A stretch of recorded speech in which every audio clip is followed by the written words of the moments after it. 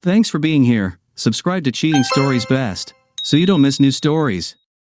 Friends, we invite you to listen to the story of a woman who wanted to sit on 2 chairs but ended up sitting alone. As the sun set over the horizon and the last rays streamed in through the window of my studio, I felt a genuine pleasure. It was my refuge, a place where I could fully immerse myself in my thoughts and creativity. Working in the sawmill was not my true passion, of course, but I accepted it as a temporary measure, a necessity to ensure my life with Tiffany in this cozy little town by the woods. The workshop was my holy place where I could showcase my talent as a radio technician. There were tables full of tools, shelves full of boxes of parts, and drawings and diagrams hanging on the walls. Idea after idea was always raging in my head, and the workshop allowed me to bring them to life. After a hard day's work at the sawmill, when I returned home, I felt tired, but it disappeared as soon as I crossed the threshold of my workshop. Here I found a second wind, forgetting my everyday worries and problems. My passion for radio engineering began when I was a child. My father was an amateur radio operator, and I spent a lot of time with him, watching him take things apart and put them together. He taught me the basics, and I soon realized that I had a special gift in this area. Tiffany wasn't always pleased that I didn't always arrive on time for dinner. Sometimes she would bring me sandwiches and tea, and sometimes she would just leave a plate with a portion on the table in the kitchen. One day she came into the studio with a plate in her hands, her eyes expressing resentment and a certain sadness. I mechanically continued my work without paying any attention to her. "Ethan, I don't understand how you can spend all your time here. You don't even notice me anymore." I took my eyes off my work and looked at her a little annoyed. "Tiffany, I'm just minding my own business. A friend asked me to fix a toy for his son. You know how much I love doing that. I don't tell you how to spend your personal time, do I? You should at least take money for that. It's no use." She threw a plate on the table. I felt my calm state turning into irritability. "I can't take money from my friends. Are you bored?" "Yeah, man. Bored. When was the last time we went out? When did you give me flowers? You're not married to me, you're married to your goddamn iron." Tiffany freaked out and left, slamming the door. I can't say I didn't feel guilty at all, but I wanted her to understand me. She herself worked at the local cafe as a manager, and outside of work, she liked to take care of the pigeons she raised in our backyard.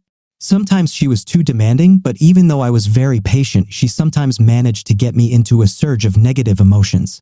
I waited for her to leave, her sermons making me lose my mind about how to remake a radio-controlled car for a friend's son. And I promised him I'd have it finished by tomorrow. An inward surge jerked my hand, and I dropped the plate off the table in one fell swoop. The sandwich shattered into several pieces on the floor. After a second, I came to my senses, looked regretfully at my failed dinner, and sighed heavily. I realized that I would not be able to finish what I had planned today, and leaving the toy in a disassembled form on the table, I went into the house. But as I crossed the threshold, I noticed something unusual. A pair of strange men's shoes were standing at the front door. We used to take our shoes off outside and change into slippers so as not to bring mud inside. The boots told me something was different. Quickly changing shoes, I headed into the kitchen where Tiffany was usually. She was sitting at the table holding a cup of coffee. "Whose shoes are in the hallway? Did you invite someone over?" Tiffany looked at me with some disbelief. "I told you about it 2 weeks ago, Ethan. I put up an ad for a room. We have a couple extra and we need the money." I think I was beginning to recall her telling me something like that. Apparently, it slipped my mind. And then today a man came up who's here on business for a couple of months and was looking specifically for a home setting. His name is Benjamin Walken. He's a very nice man, you can tell he's well-mannered. "And you couldn't have consulted me before you let anybody in the house?" I felt my hands clench into fists. Tiffany sighed and took a sip of coffee. "Do you care about anything other than your trinkets?" I didn't know how to answer her better. In a way, she was right. But letting a stranger into the house without knowing anything about him, I thought, was stupid of her. Stupid woman. And all I could say was, That's when the tenant himself came downstairs. "Oh, I beg your pardon.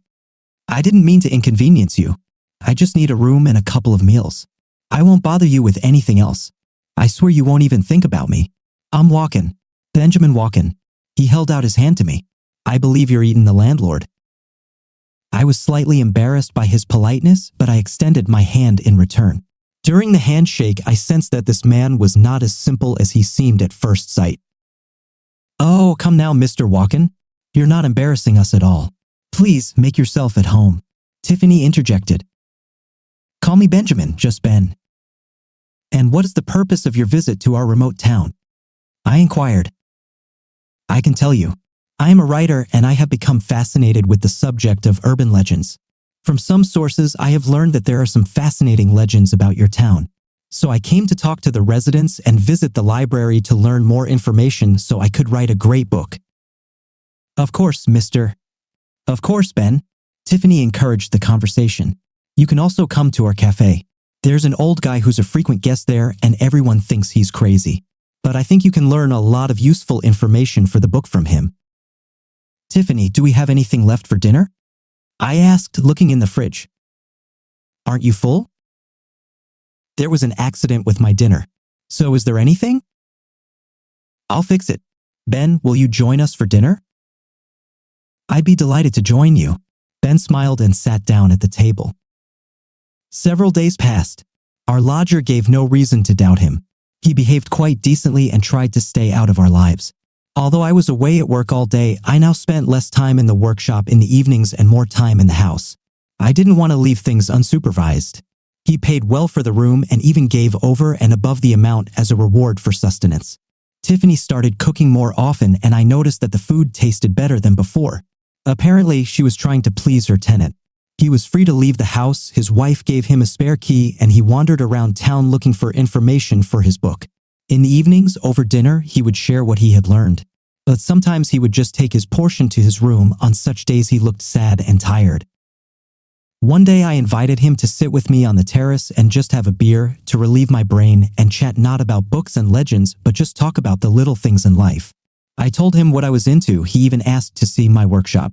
So I asked him about where he's from and what he's into besides writing. I asked about his family and friends. All these questions he answered briefly, discreetly, and reluctantly, as if he did not want to share information about himself. It seems strange to me because a person does not withhold information about himself without reason. I didn't say anything to Tiffany about it, and I noticed that she got very attached to him, always smiling sweetly and trying to please. At the time, I thought she was just trying to keep a generous tenant. She even stopped nagging me for my fanatical fascination with radio components. A month later, Ben approached me with an unexpected offer. I was sitting outside the workshop at the time, fixing Tiffany's pigeon cage. "Eden, I have a proposal for you that might interest you. It concerns your specialty." Did someone really need a tree?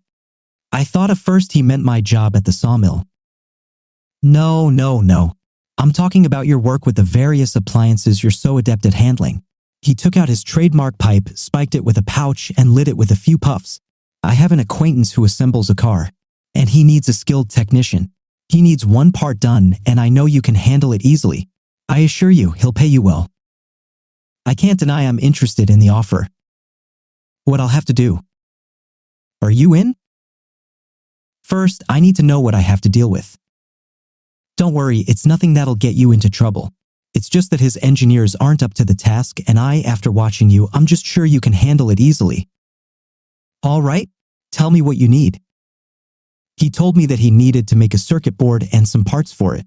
He told me briefly what it would look like, then invited me into his room and took the drawings out of his satchel neatly rolled up in a roll. While he pulled out the blueprints, I had time to take a little look at his living quarters. I realized that I hadn't visited him once since his arrival.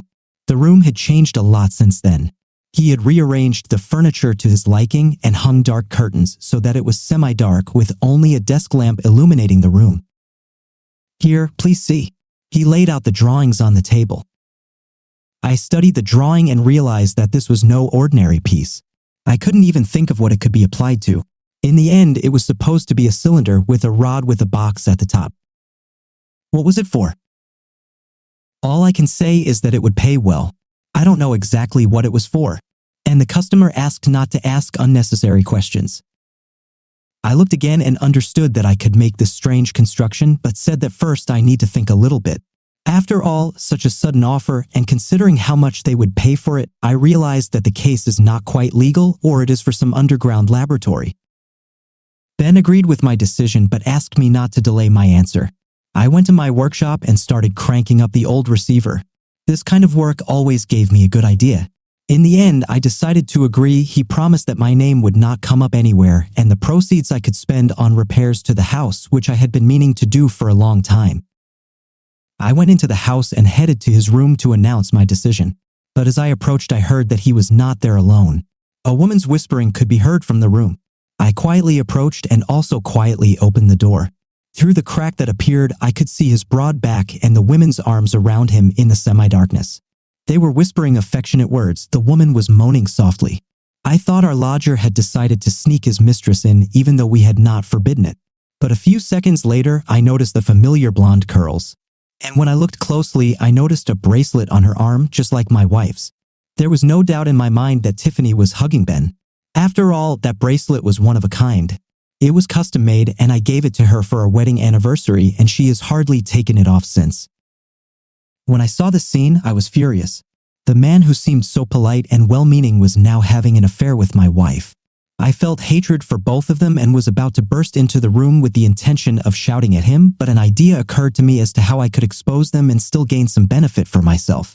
I also quietly turned around and went downstairs to the living room. Turning on the TV, I waited for my wife to deign to show up. She arrived in a hurry. After offering me dinner, as usual, she went into the kitchen. In the meantime, I went out into the yard and opened several cages of pigeons. Tiffany didn't even notice my absence. I went into the kitchen and sat down at the table to wait for her to pour the food.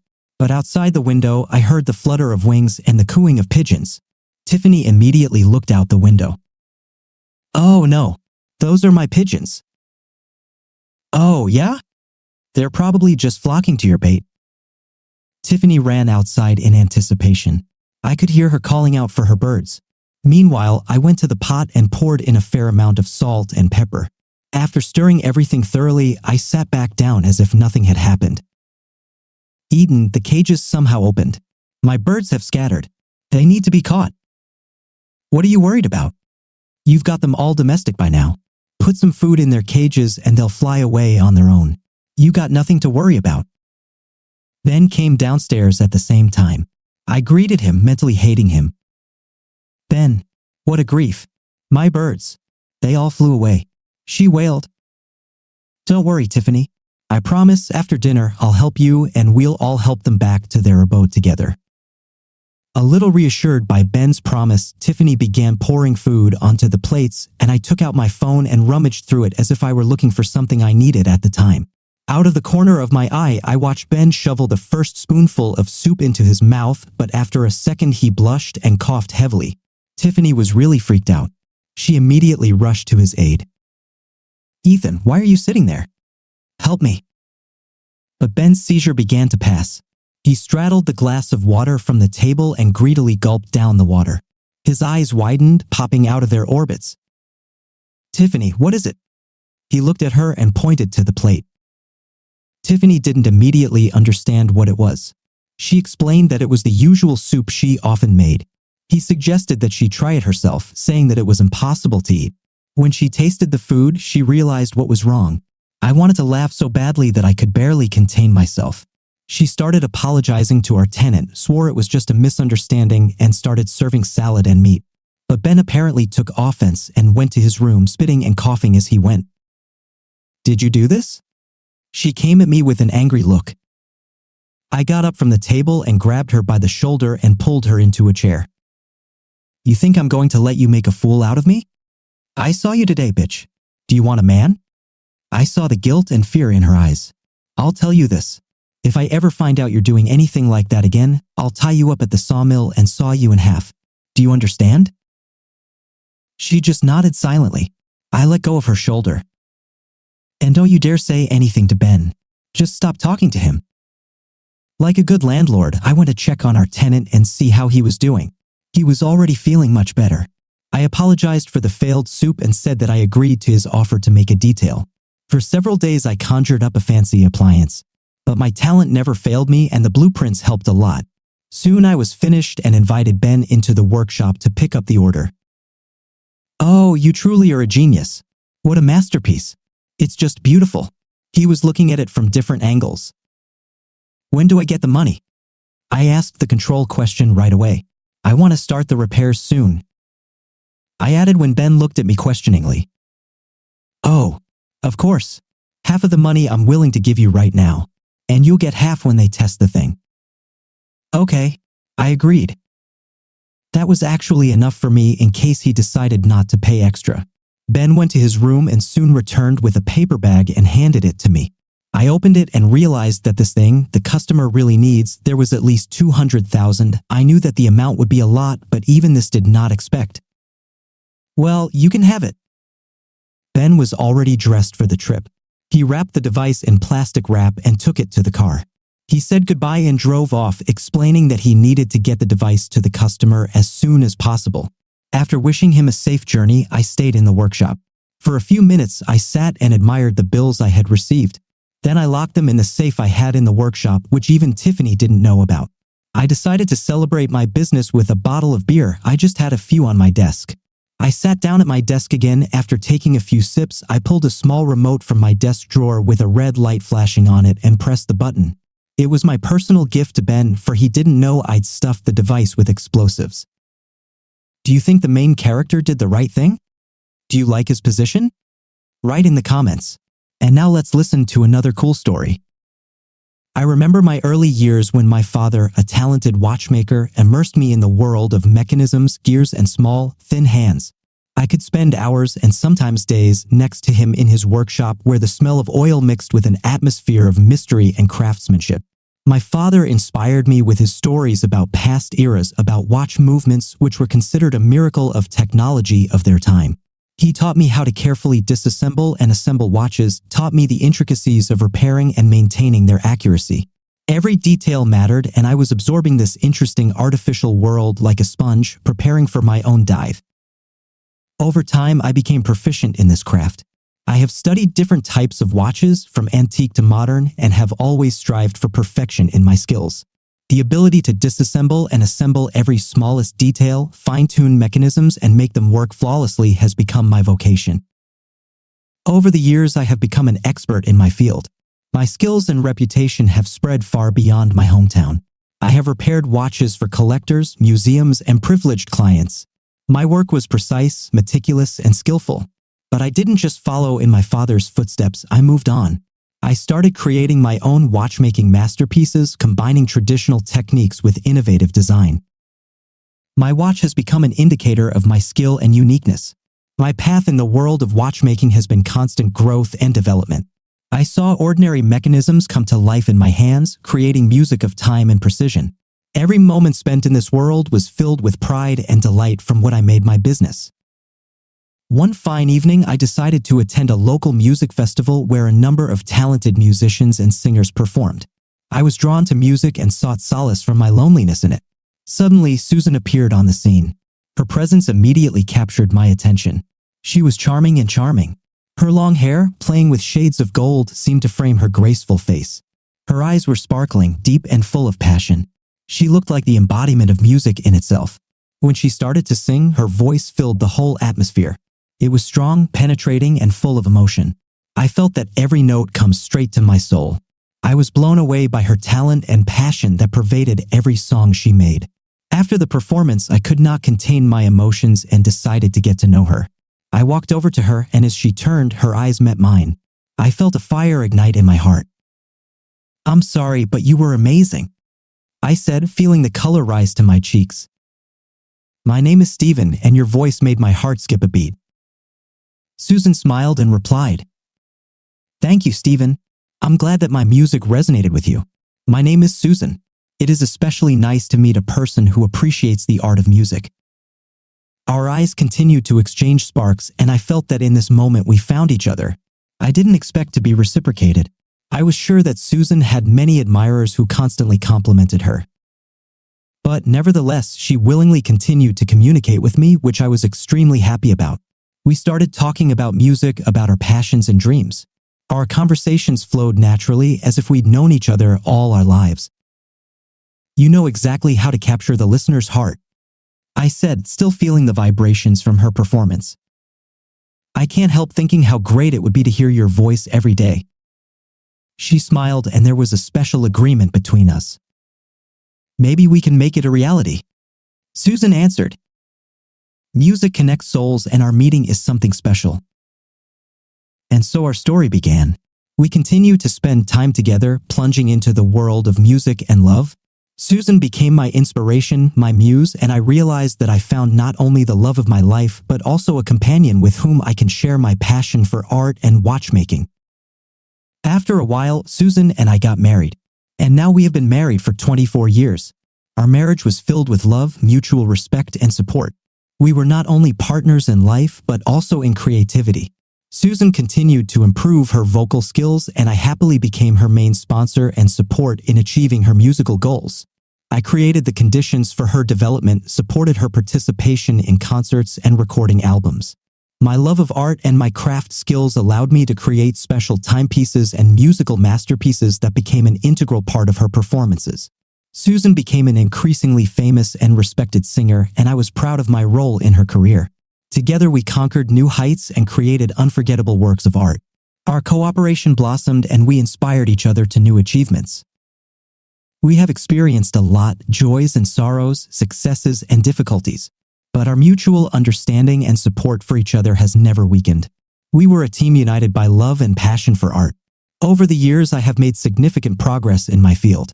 My watches have become famous in many parts of the world, and I have received recognition and praise for my unique creations. It was a reward for my efforts and proof that passion and dedication to my work can lead to success. Our marriage was a symbol of shared progress and growth. We supported and admired each other, and our happiness extended to everyone around us. I am grateful to Susan for inspiring me not only to love, but also to achieve great heights in my profession. For a long time, harmony reigned in our relations. But soon everything began to change. I felt that something was wrong with our marriage. Susan began to move away from me, less and less time devoted to our joint pastime. I began to worry and doubt her loyalty. One day, I decided to follow Susan to find out what was going on, since she herself did not tell me anything but constantly said that she loved only me, and so that I would put all gloomy thoughts out of my head. But that wasn't enough for me. Once Susan was hurriedly going on some very important trip for her. She did not tell me the details, referring to the fact that she was late and would tell me everything later. I was very concerned about this. I couldn't just let Susan go. I decided to follow her. Susan left in a taxi, and I followed her in my car. I quietly followed her and found myself in front of a huge house with a beautiful territory. And then I saw her, Susan, standing by the pool in a bathing suit, surrounded by a tanned guy who constantly paid attention to her. My emotions exploded. I experienced bitter jealousy and resentment. I was filled with feelings of betrayal. I decided to make a scene of jealousy and ran into the territory, shouting her name. Susan! What does it mean? What's going on here? My voice shook with rage and grief. Susan turned, her eyes expressing confusion and surprise. Stephen, what are you doing here? I can explain. Explain? How could you?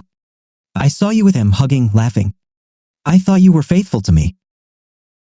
She took a step forward, trying to calm me down. Stephen, it's not what you think. This is a rehearsal before filming a video. I'm working on a musical project. This is the actor I need to work with in the script. I'm not cheating on you, I'm just doing my art. Do you have such a bad opinion of me? I'm ashamed of you, Stephen. My emotions subsided when it dawned on me that I was wrong. My jealousy got the better of my mind, and I imposed my own twisted interpretations on the situation. In Susan's eyes, I saw confusion and a little resentment.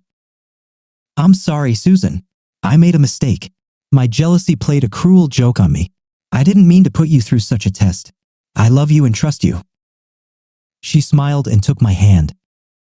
Stephen, I know that sometimes emotions take precedence over common sense, but I'm always here to explain and support you. You and I must trust each other. It was a lesson for me to trust more and not let jealousy cloud our love. Since then, I have tried to be more supportive of Susan in her creative endeavors, giving her complete freedom and support in her career. We continue to build our life together, strengthening our bonds of love and trust. Everything was fine, life went on peacefully. It was only in our house that things began to disappear. Perhaps the servant decided to cash in a little on theft.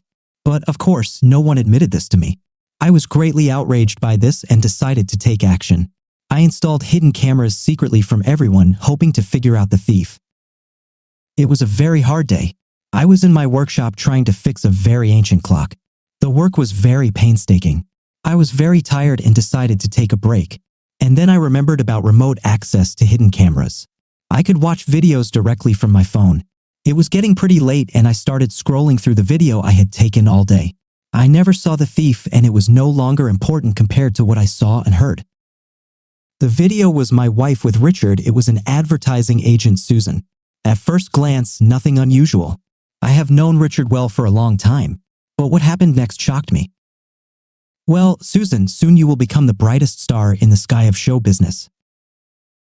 Yes, Richard, I really hope so.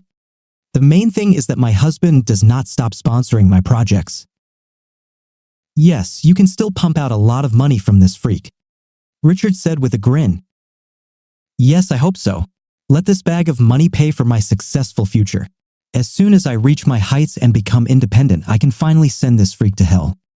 I'm already terribly tired of pretending to be a loving and caring wife. I'm just sick of it all. Be patient, baby, it will come very soon. Now go to daddy, let me mash your buns properly, said this freak and greedily grabbed my wife by the ass. Richard threw my wife right on the couch in the hall and started to do her dirty without any foreplay. I was just in shock. I was trying to find a thief who stole a couple of trinkets and then I ran into something that left me speechless. For a long time I could not come to my senses after what I saw. Emotions just tore my mind apart. I didn't want to believe what was happening. But still, I was able to calm down and finally understand that my wife is a lying creature and a whore. I felt that I should take revenge on these bastards for their hypocrisy and lies. And soon the opportunity presented itself. Susan's birthday came a few days later. I rented a large private complex with a restaurant for an event. A lot of people came to congratulate Susan, and I prepared a gift for her. I took the microphone and started congratulating Susan. My wife has always been honest with me. She never lied to me. Really, honey? With a sly smile, I looked at Susan, who was standing next to Richard. True, my love. Everything is just like that. Susan replied with a smile. Fine. Darling, I have prepared a present for you, but I also want to take this opportunity to thank Richard. This guy has successfully helped my wife for many years. For that, he deserves my thanks. Guys, come up to me together. Richard and Susan came up to me with their false smiles and stood where I showed them. And now I will turn on the video and you, dear, will immediately understand what gift I have prepared for you, I said, turning on the huge TV. I'm already looking forward to it. Susan opened her eyes wide. And I turned on this nasty video that showed all of Susan's nature. It was the moment where these bastards were blatantly talking about my money and their hypocritical plans, and then they started to fuck. Turn it off immediately. Turn off. Stop this. Changing in Susan's face, she yelled. Shut your mouth, bitch. Let everyone see your deceitful nature and naked ass. And here's another gift for you, bastards, I said and pressed the button on the remote control. There were 2 large drawers attached to the ceiling, which opened when a button was pressed. And it rained cockroaches on those bastards. They squealed and ran around trying to shake themselves off. You will answer me for this, freak, angrily spoke out Richard and ran in my direction. I grabbed the microphone stand and gave the bastard a hard punch in the face. Cool down, I said after I hit Richard. Bitch, you knocked out 2 of my teeth. Richard began to resent, writhing in pain on the floor. Believe me, freak, it's your teeth, it's the least problem in your life. I'll give you a happy future, I said with an evil smile. And you, bitch, not grateful, you will also get yours. Do not see you more chic life and popularity. I'll wipe you out and you'll be out on the street, you dirty whore, I said Susan, who was still squealing with cockroaches tangled in her hair. I took off and threw down my wedding ring, announcing that the party was over and told everyone to leave. After that, I worked hard to complete my revenge. Through my connections, I destroyed Richard and Susan's careers. Richard could no longer work in his previous position due to the scandal that I made. Now not a single serious client will use his services. And I successfully divorced Susan. That bitch didn't get a dime from me. Her career was over. I did everything so that she could no longer perform in decent places. Now she was only popular with the infamous cheating video. Her bright future was now close to her. And I returned to my favorite business and rejoiced at each new day spent without deceit. Dear viewers, thank you for staying with us and supporting our channel. See you again.